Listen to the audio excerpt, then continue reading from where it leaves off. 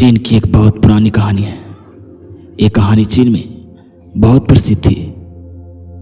चीन में एक व्यक्ति रहता था जो संन्यास हो जाना चाहता था, पस्त हो जाना चाहता था। एक दिन वो अपने गुरु के पास गया और संन्यास हो जाने की इच्छा जताई। गुरु ने कहा कि तुम सच में संन्यास हो जाना चाहता है या सन्यासी दिखना चाहता है?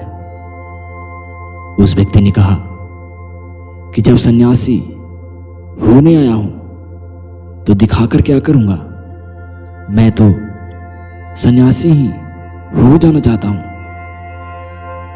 तो गुरु ने कहा ठीक है, ये आखिरी मुलाकात है, अब तुम दोबारा मेरे पास मत आना। जब जरूरत होगी तो मैं खुद तेरे पास आ जाऊंगा। इस आश्रम में 500 सन्यासी रहते हैं। उन 500 सन्यासी के लिए तुम्हें चावल कूटना है। ऐसा कहा जाता है वह सन्यासी अगले 12 वर्षों तक चौखट के पीछे एक हल्के अंधेरे से कमरे में चावल ही कूटता रहा। 500 सन्यासी थे उस आश्रम में। वह सबके लिए चावल कूटता, सुबह से उठता और शाम तक चावल कूटता तथा रात में भी चावल कूटता जब तक वह थक नहीं जाता। इसी तरह 12 वर्ष बीत गए। फिर कभी दोबारा गुरु के पास नहीं गया। उसने भरोसा कर लिया था कि जब गुरु ने कहीं दिया है कि जब जरूरत लगेगी तो खुद आ जाएंगे, तो बात ही खत्म है। शुरू उसके विचार में कई प्रकार की बातें आते थे। फिर वह सोचता कि मुझे पूरे दिन चावल ही कूटने हैं, तो फिर उसके मन में विचार करने से क्या फायदा। धीरे धीरे उसके मन से विचार विदा होने लगे। वह सोचता है कि जब गुरुजी ने कहे हैं चावल कूटने के लिए तो मेरे लिए अच्छे ही सोचकर बोले होंगे। 12 वर्षों तक चावल कूटते कूटते उसके मन से विचार आने ही बंद हो गए। मन एकदम शांत और खाली हो गया। ना कोई विचार, ना कोई उलझन, सीधा सा काम।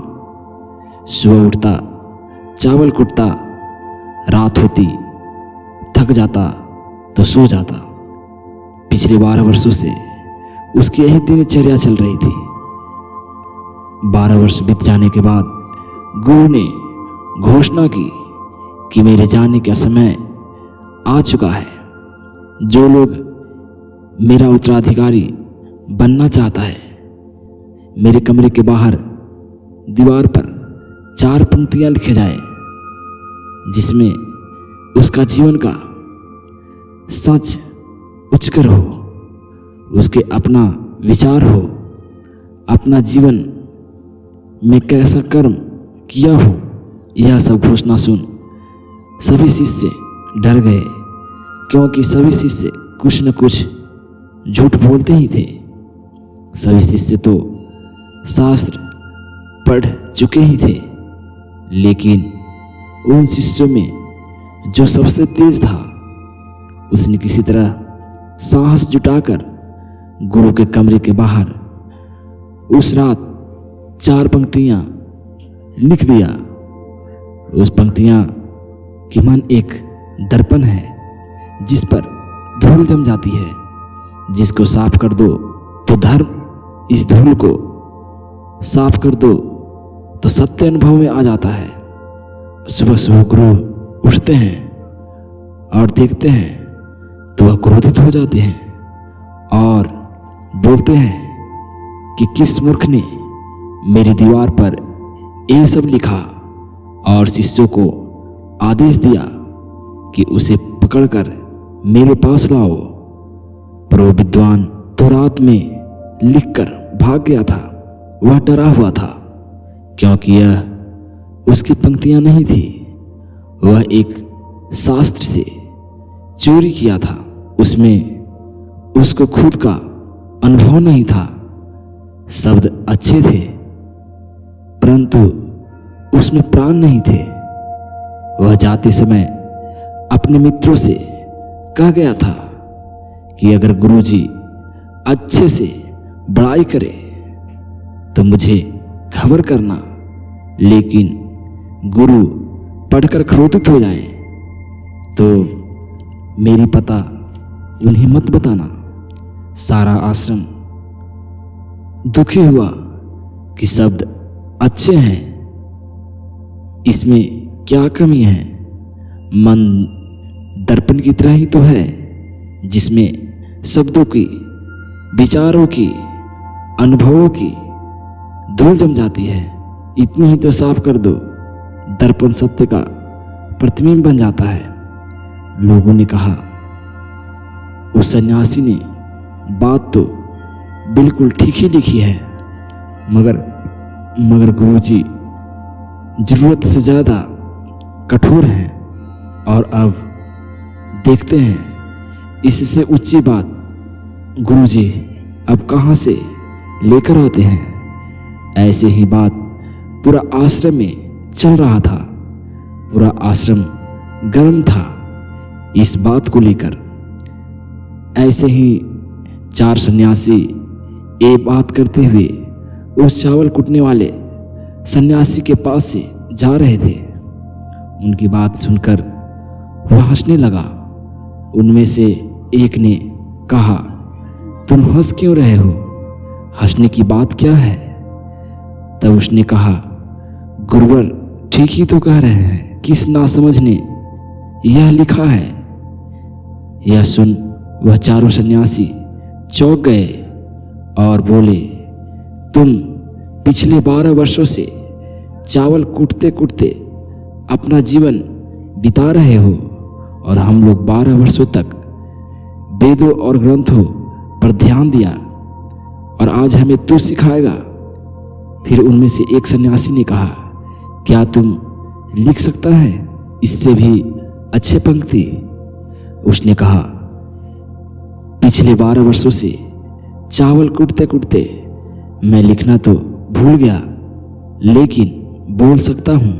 अगर कोई लिख दे तो मैं जरूर बताऊंगा। लेकिन एक बात को सुन ले, मुझे उत्तराधिकारी बनने का कोई शौक नहीं है। अगर इसके लिखने से मैं उत्तराधिकारी बनूंगा तो मैं कान पकड़ता हूँ। फिर उन चारों ने कहा, तुम बोलो, हम लिख देते हैं। उसने लिखवाया कि लिख दो, जाकर कैसी दर्पण कैसा धूल, ना कोई दर्पण ना कोई धूल। जो इसे जान लेते हैं वो सत्य को उपलब्ध हो जाता है, धर्म को उपलब्ध हो जाता है। उसी आधी रात को गुरु उस चावल कुटने वाले के पास आते हैं और बोलते हैं कि तुम यहाँ से भाग जाओ। इस आश्रम में 500 सन्यासी तुम्हें मार डालेंगे। तुम उत्तराधिकारी बनना चाहो अथवा नहीं बनना चाहो, परंतु तुम मेरा उत्तराधिकारी था और है, क्योंकि तुमने सत्य को जान गया है। सत्य का अनुभव तुमको हो गया है। और वे लोग वेद और ग्रंथों पर सर पिटते रह गए, इसलिए तुम यहाँ से भाग जाओ। और यह कहानी यही समाप्त होती है।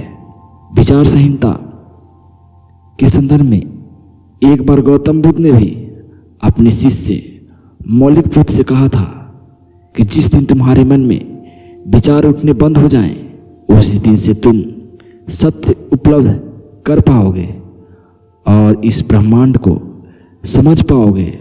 और यही बुद्धत्व प्राप्ति का पहला कदम है।